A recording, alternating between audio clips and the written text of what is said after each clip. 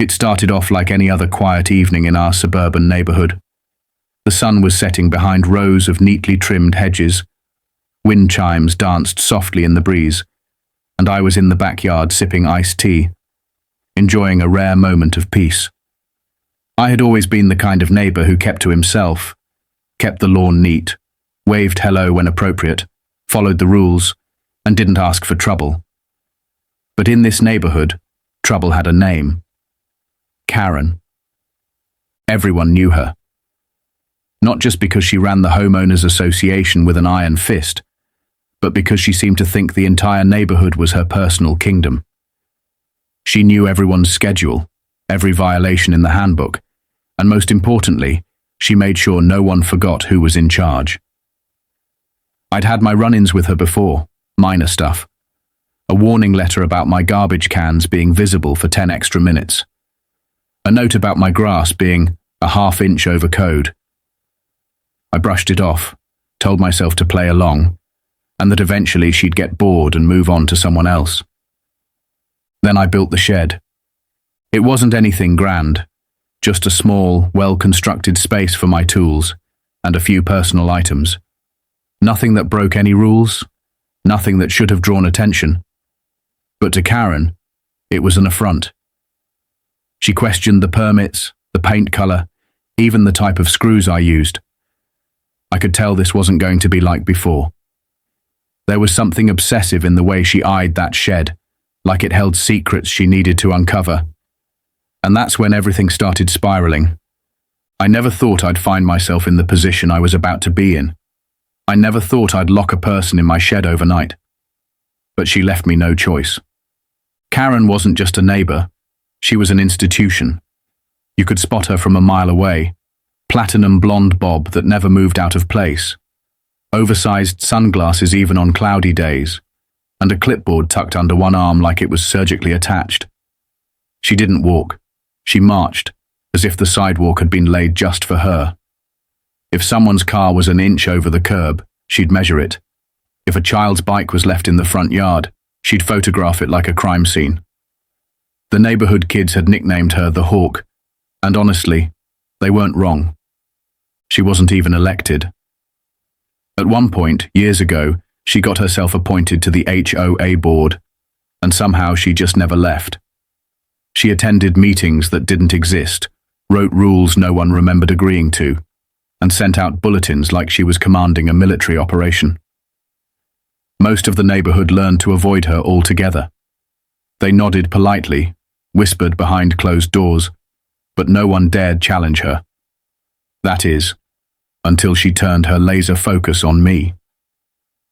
It started small, an anonymous notice on my door about unapproved plant species near my mailbox. Then a warning about decorative clutter, which I assume meant the wind chimes my late grandmother gave me.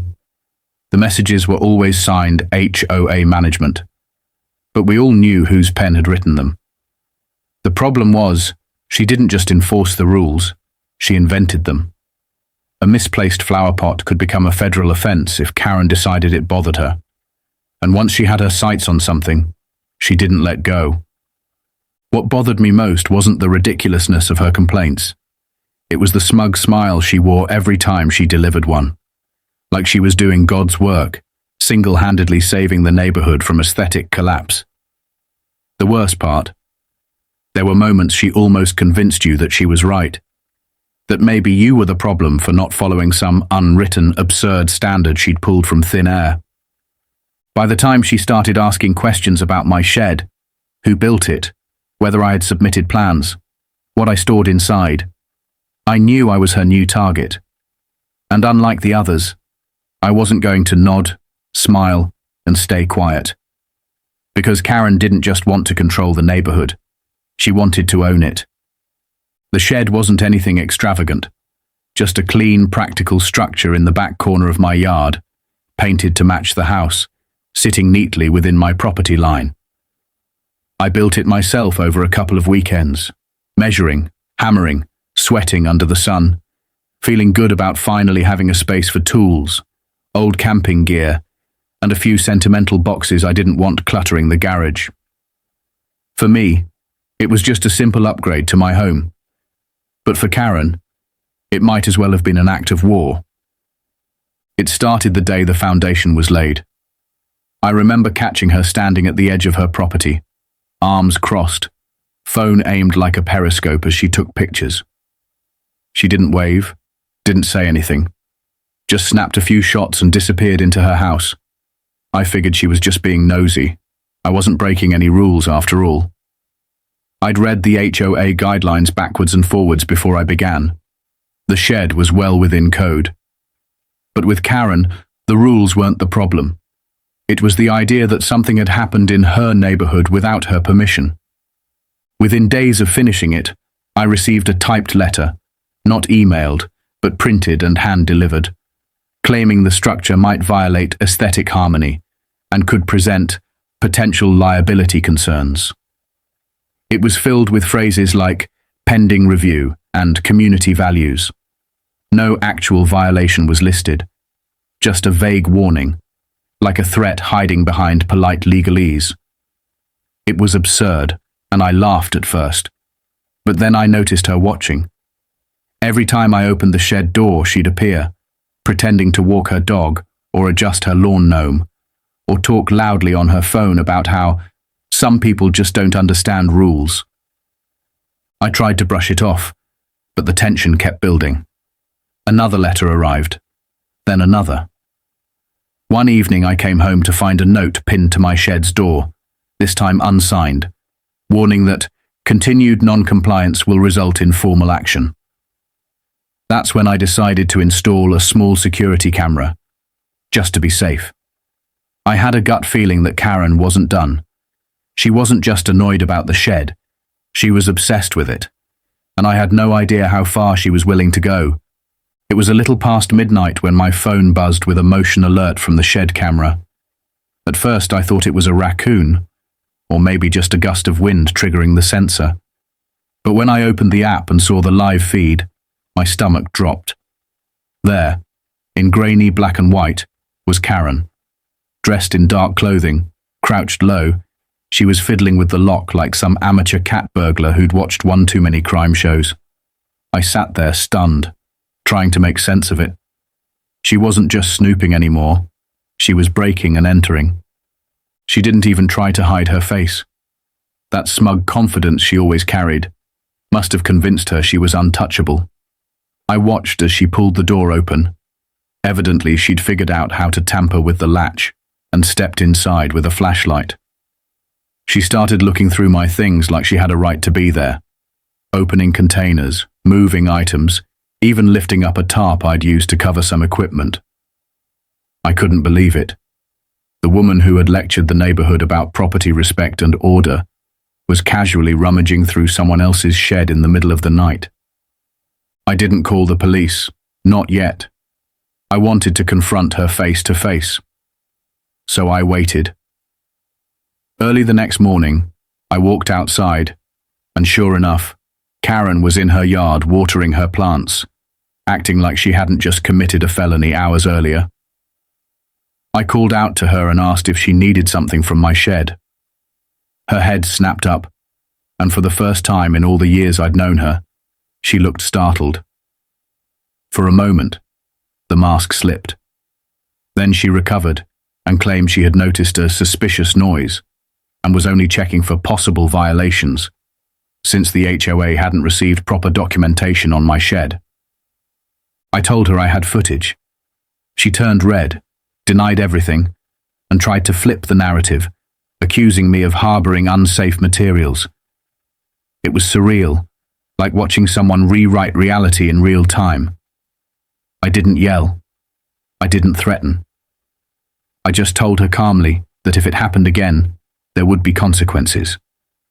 She scoffed, muttered something about taking this to the board, and stormed off. But I knew then, this wasn't over. The next day was unusually quiet. No letters, no glares from across the lawn, no HOA emails with passive-aggressive subject lines. I thought maybe, just maybe, the confrontation had knocked some sense into her. Maybe the idea of being caught on camera had finally made her back off. I went about my morning as usual, brewed some coffee, and stepped outside to water the plants. But something felt off. The shed door, which I always made a point to secure, was slightly ajar. I approached cautiously, already half expecting what I might find. When I opened the door, there she was, Karen. She was inside, crouched in the corner with her phone's flashlight on, aiming it at one of the boxes I had stacked near the back. She froze like a raccoon caught in headlights, then slowly stood up, as if she still had the upper hand.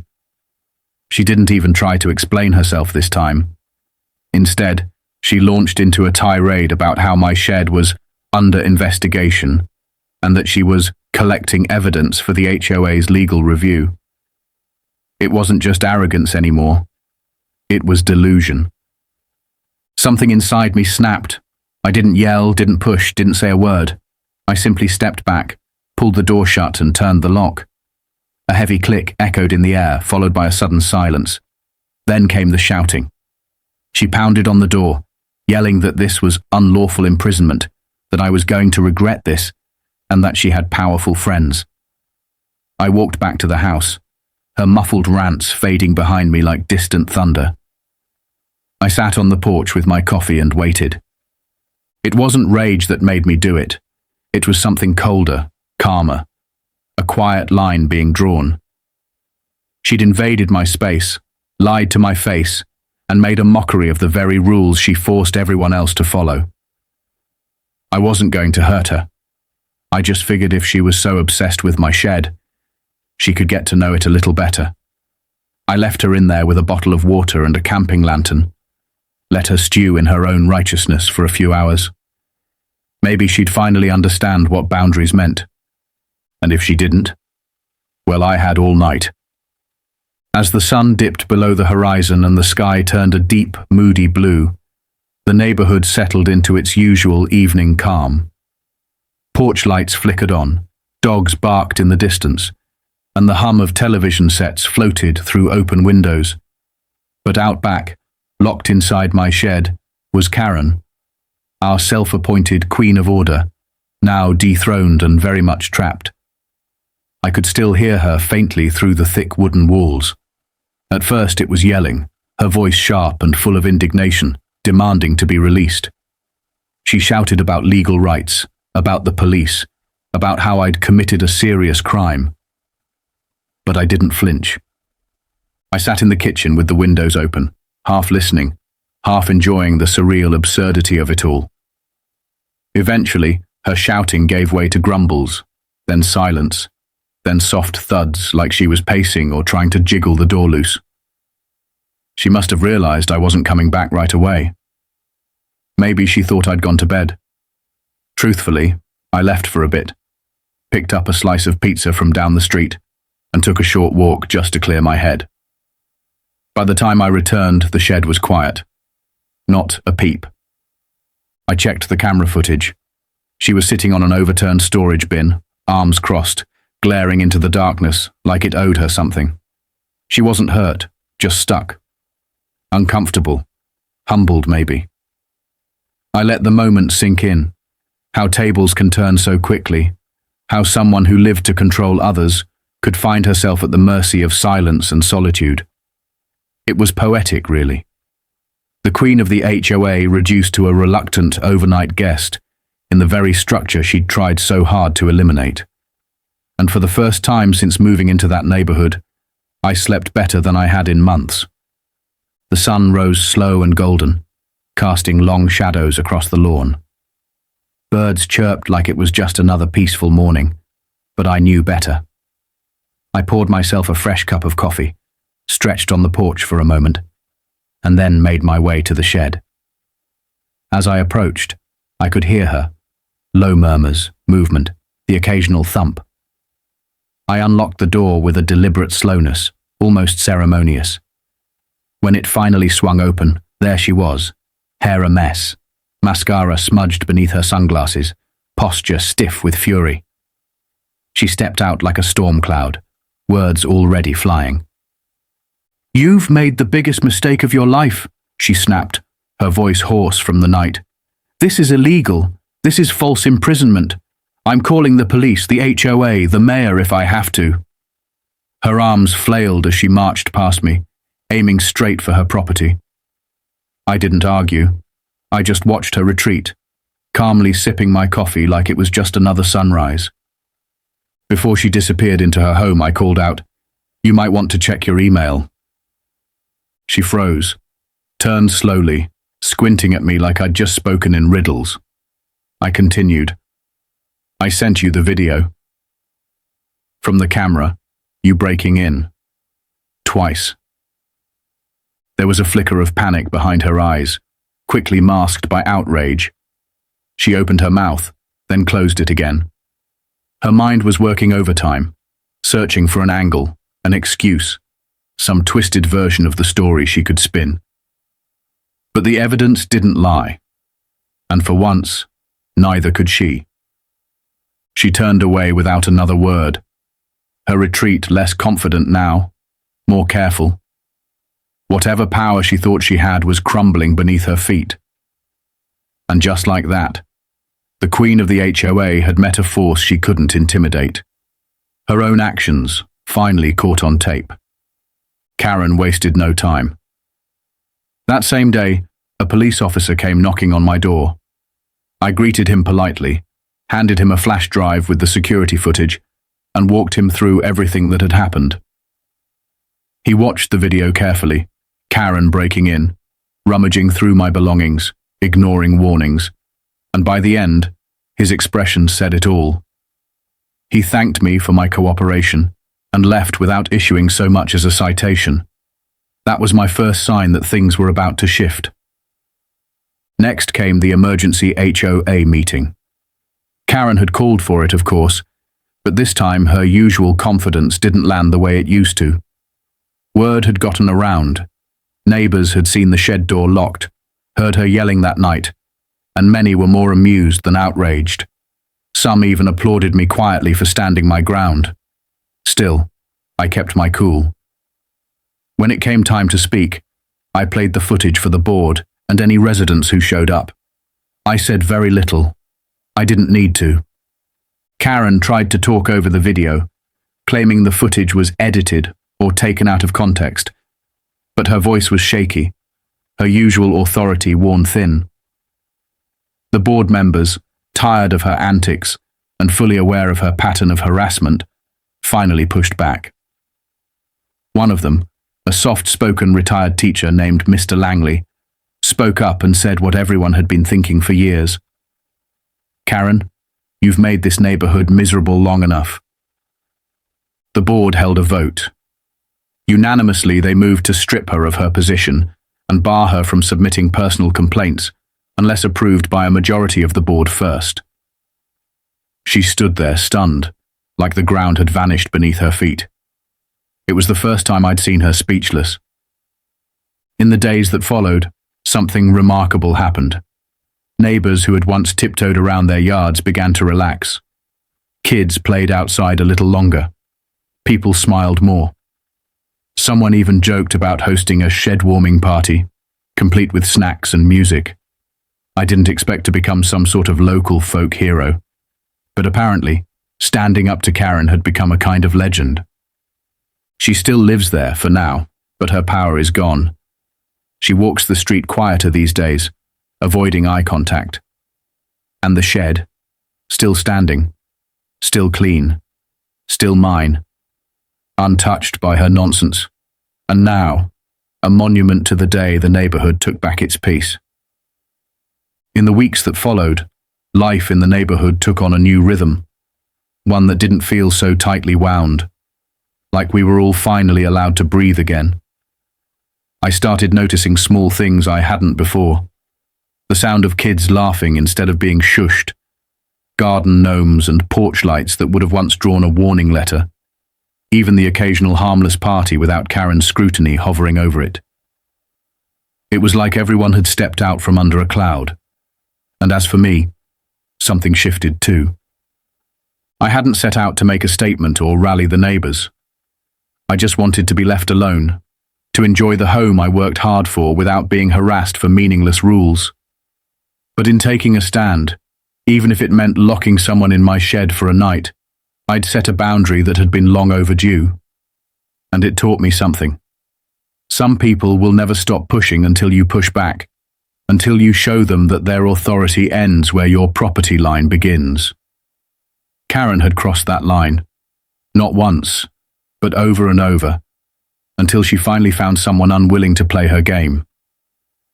Looking back, I don't regret what I did. It wasn't about revenge. It was about drawing a line in the sand and saying, enough. And strangely, the shed that sparked the whole ordeal has become more than just a place for tools. It's become a kind of symbol of standing your ground, of quiet rebellion, of a neighborhood reclaiming its dignity.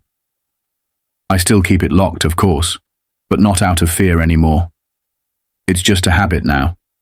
And every so often, when I pass by it with a cup of coffee in hand, I can't help but smile. Because peace, it turns out, sometimes comes with a padlock. A month after the incident, just when the dust had truly begun to settle, I noticed something strange one morning. A for sale sign had popped up in Karen's yard. Bold red letters against a white background, staked perfectly straight into her manicured lawn. No warning, no chatter, just there. It felt surreal. The woman who had tried so hard to rule over everyone was now packing up her little empire. I stood at my window, coffee in hand, watching as movers carried boxes out her front door, neat, labelled and probably colour-coded, because of course they were. She supervised them quietly, not a single word to anyone on the block. I didn't celebrate, not out loud, but inside there was a quiet satisfaction. A storm had passed, and the neighbourhood felt lighter. Rumours flew. Some said she was starting over. Others claimed she was forced out by the HOA board. I didn't care which was true. All that mattered was that peace had finally returned. But just as I was starting to believe it was over, a week later, I found a folded note taped to my mailbox. No name, no signature. Just one line in sharp, familiar handwriting. You may have won this round, but the game isn't over. I stood there for a long time, the paper in my hand, watching the empty driveway where Karen's car had once sat. I wasn't scared. If anything, I was amused. If she wanted to play games, she'd already learned I wasn't the type to back down. I looked toward my shed, still standing tall, still locked tight. Then I glanced at my garage. Maybe it was nothing. Or maybe, just maybe, the next battle wouldn't be over the shed at all. And I've got an even bigger lock waiting.